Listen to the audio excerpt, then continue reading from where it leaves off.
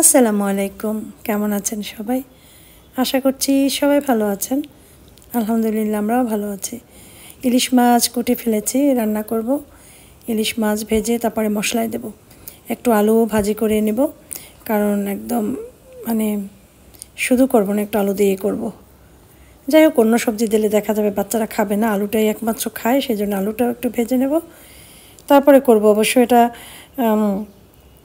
আগে যেমন এই ইলিশ মাছ আলু দিয়ে এটা খুব হাসি পেত, কারণ ইলিশ মাছ আলু দিয়ে খাওয়া হতো না কখনো। যাই হোক, কাজ করতে করতে কাটা হাতের ভিতরে বিঁধেছে, রক্ত বের হয়েছে অনেক। হাতটাকে এখন ভালো মতো ক্লিন করবো, নয়তো হাত জ্বলবে। কাজ করার সময় কতবার যে কত অ্যাক্সিডেন্ট ঘটে, সবসময় ক্যামেরায় তো ধরা যায় না। তো এটা তো যেহেতু কাজ করছিলাম ঠিক সেই সময় অঘটনটা ঘটে গেল, তাই ক্যামেরার হাত থেকে সরাইনি, ওই অবস্থায় ভিডিওটা করে ফেলেছি। যাই হোক, অনেক কাজ থাকে ঘরের, বেসিন টেসিন সব প্রতিদিন ক্লিন করতে হয় খুব ভালোভাবে। তারপরে ঘরের মানে কত কাজ যে করতে হয়। তারপরে এখন তো জিমে যাই, জিমে যেতে হয়, জিম থেকে এসে অনেক কাজ থাকে।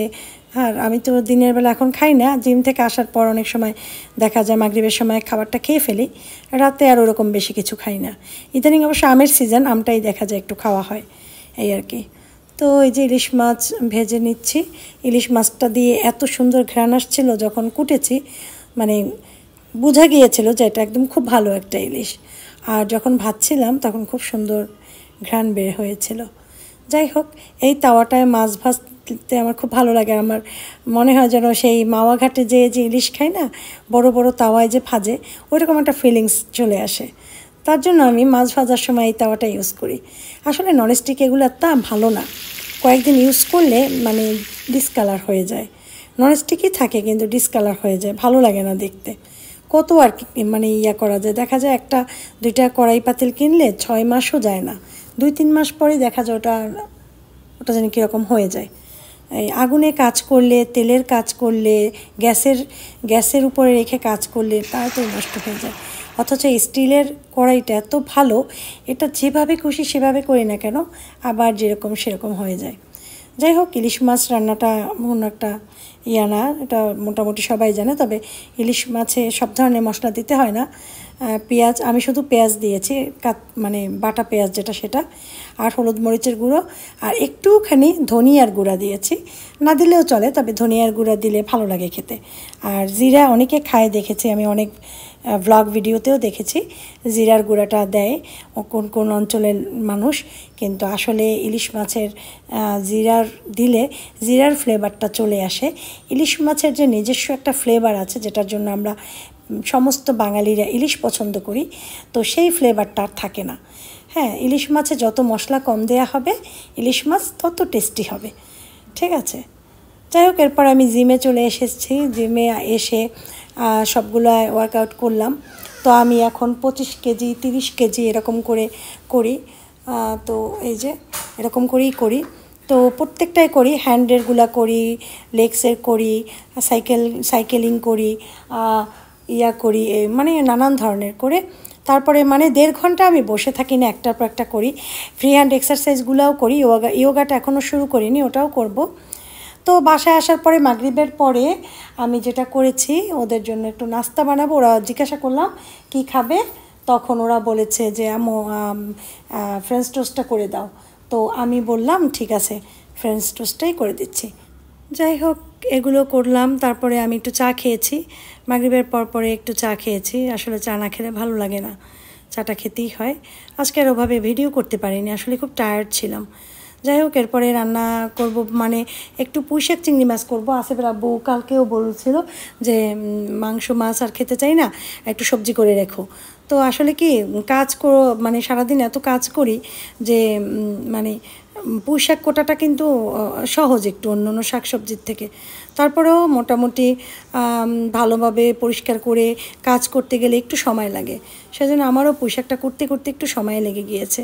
তো যাই হোক, আসিফের আব্বু অবশ্য খেতে খেতে 10:30 বেজে যায়, কারণ 10টা 10:30টায় বাসায় আসে। এই জন্য আমি ওইভাবেই রান্না করে রাখি। কারণ হয় কি, আমি ওই রান্না দ্রুত করে না রাখলে এসে খাবার চায় ডাইরেক্ট।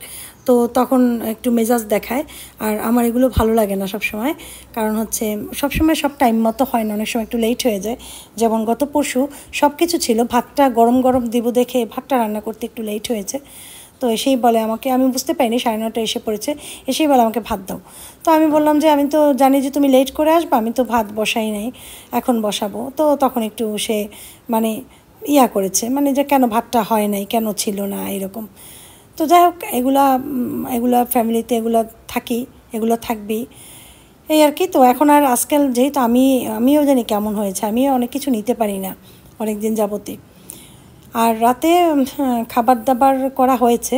আমি তো আসলে ওভাবে খাই না এখন, আর একটু সবজি খেয়েছি। আর এখন আম ছিলে নিচ্ছি। আফিফ আবার বলল যে মা আম খাবো, তো আম সেজন্য ছিলছি যে ওকে একটু আম কেটে দেই, আমিও একটু খেয়ে নিই। কারণ অল্প একটু সবজি খেয়েছি, এত কম খেয়ে আবার থাকা যায় না, কষ্ট হয় যায়। তো আমি এখন ওয়ার্কআউট করি, ওয়ার্কআউট করলে যেটা হয়, খাবারটাও দরকার আছে বডিতে। আমাকে অনেকে জিজ্ঞাসা করেছে আপু রেসিপি দিবা না ডায়েটিংয়ের। আসলে তো ওই যে দেখালাম যে আমি ডায়েটিং করি না, খাবারটা ওই যে এখন পরিমাণটা একটু কমিয়েছি। যেমন সকাল দুপুর মিলিয়ে একসাথে 12টা 12:30 খেয়ে ফেলি নাস্তাটা। আর দুপুরের মেন খাবারটা আমি এক্সারসাইজ করে এসে শাওয়ার নেই, তারপরে নামাজ পড়ি আসরের, তারপর অনেক সময় ক্ষুধা লাগলে খেয়ে নিই, নয়তো মাগরিবের পরপর খেয়ে নিই। ঠিক আছে, সন্ধ্যায় নাস্তা টাস্তা কিছু খাই না, এক মগ চা খাই অবশ্য। আবার রাতের ওই কিছুই খাই না, দেখা যায় একটু সবজি টবজি বা একটু মাছ মাংস থাকলে একটু খাই, ভাতটা খাই না। আর একটু ফল টল থাকলেও খাই, অনেক অনেক খাই না, জাস্ট অল্প অল্প, জাস্ট ব্রেইনের করার জন্য, ব্রেইনকে সান্ত্বনা দেওয়ার জন্য খেয়ে নিই। এরপরে পানি খাই প্রচুর, হ্যাঁ, সকালে বিকালে দুপুরে রাতে পানিটা বেশি খাই। যাই হোক, আমগুলো এত ভালো ছিল, এটা আমরুপালি। এই আমের সিজন তো কয়েকদিনই, তাই না? একটু আম না খেলে চলে না, এক্সারসাইজ করলেও আমটা ঠিকই খাওয়া হবে, কারণ এটা মজার একটা খাবার। যেহেতু কাঁঠালও খেতে পারি না, তাই আমটাই একটু খাই, আমটাই খেতে ভালো লাগে। যাই হোক, আফিফ বলে জাম্মু আমটা অনেক মজা। এখন এই যে খাচ্ছি, ছেলেও খাচ্ছে। আর কি বলে ওই যে আছে, কালকে ক্লাস, জন্য তাড়াতাড়ি ঘুমিয়ে পড়বে খেয়ে দেয়ে। তো এটা হচ্ছে সকালবেলা, এখন বাজে হচ্ছে ঠিক 8টা। আফিফ চলে গিয়েছে 7:30টার সময়, ওর 8টায় ক্লাস শুরু হয়। আর আফিফের আব্বু এই যে যাচ্ছে, ওই যে আমাদের দোকানগুলো ওখানে যেতে হয়, কাজ চলে। সকালবেলা লেবাররা আসে, সকালবেলা যায়, আর আসে হচ্ছে রাতে। তো আমার যেহেতু একটা দায়িত্ব থাকে দরজা আটকানো, সেজন্য আমি এসেছি দরজা আটকানোর জন্য। আর সবাই যেহেতু আমার ভিডিও পছন্দ করে, আমার ভিডিওতে যদি কোনো কিছু না থাকে তাহলে দেখবে কি মানুষ, তাই না? সেজন্য আমার সব কিছু সবভাবেই ক্যাপচার করতে হয়, এই জন্য মানে সব কিছুই নেয়া। তো এখন আসিফের আব্বু চলে যাচ্ছে, আর আমি এখন একটু ঘুমাবো। যেহেতু রাতে অনেক লেট করে ঘুমিয়েছি, 2:30 পৌনে 3টার দিকে, ঘুমটা ওভাবে হয়নি, 7টায় উঠে গিয়েছি। এখন যে একটা ঘুম দেব। সুজনের মা আজকে আসবে, কালকে ফোন দিয়ে বলে দিয়েছিলাম সুজনের মা 11:30টার সময় আসবে, ততক্ষণ আমি একটু ঘুমাবো। তো এই যে সুজনের মা 11:30 বাজে চলে এসেছে। তো সুজনের মা এসে প্রথমে হাঁড়ি পাতিল ওয়াশ করেছে। এখন ময়দা দিয়ে যেহেতু পরোটা বানাতে বলেছি, সে ময়দা মাখিয়েছে, পরিমাণ কম মাখিয়েছে। তো আমি পরে আবার কতটুকু মাখালাম, আমি বলেছি যে সুজনের মা কাজ করার আগে আমাকে জিজ্ঞাসা করে নিবা কতটুকু কী করবা। তো তারপর আমি আবার মাখিয়ে দিলাম, বললাম এই পরোটাগুলো তৈরি হতে হতে ওইটা ইলাস্টিকি ভাবটা কেটে যাবে, তারপর তুমি ওগুলো বানিয়ে ফেলো। তো এভাবে করে বেশ কিছু পরোটা বানিয়েছি, কারণ হচ্ছে আগামীকাল, ঠিক আছে সেটা আগামীকালই না হয় বলি, এখন হচ্ছে আমি বেশি করেই পরোটা বানিয়ে ফেলেছি। ঠিক আছে, তো এগুলো ফ্যানের নিচে রেখেছি ঠান্ডা হওয়ার জন্য। ঠান্ডাটা হয়ে গেলে তারপরে এগুলো বক্সে ভরে নর্মাল ফ্রিজে রেখে দেবো, 2 দিন পর্যন্ত চলে যাবে। আর এখন রান্না করতে নিয়েছি আজকে হচ্ছে একটু পাঙাশ মাছ। আর পাঙাশ মাছটা রান্নার জন্য আমি আদা রসুন এই যে দিলাম এইমাত্র একসাথে ব্লেন্ড করা, গতকালকে করে রেখেছিলাম। আর পেঁয়াজ ম্যাশ করে দিয়েছি। আর এদিকে মাছ ভেজে ফেলেছি, সুজনের মা ভালো মতো ওয়াশ করে দিয়ে গিয়েছে, লেবু অনেক কিছু দিয়ে আমিই দিয়েছি। আমি বলি সুজনের মা একটু লেবু দিয়ে ওয়াশ করো, কারণ লেবু দিয়ে ওয়াশ করলে মাছ থেকে ভালো ঘ্রাণটা বের হয়। তো করেছে, যদিও নদীর পাঙাশ অতিরিক্ত লাগে না, তারপরও বেশ কয়েকদিন ফ্রিজে ছিল, তো সেই জন্য ভালো মতো ওয়াশ করে নিয়েছি।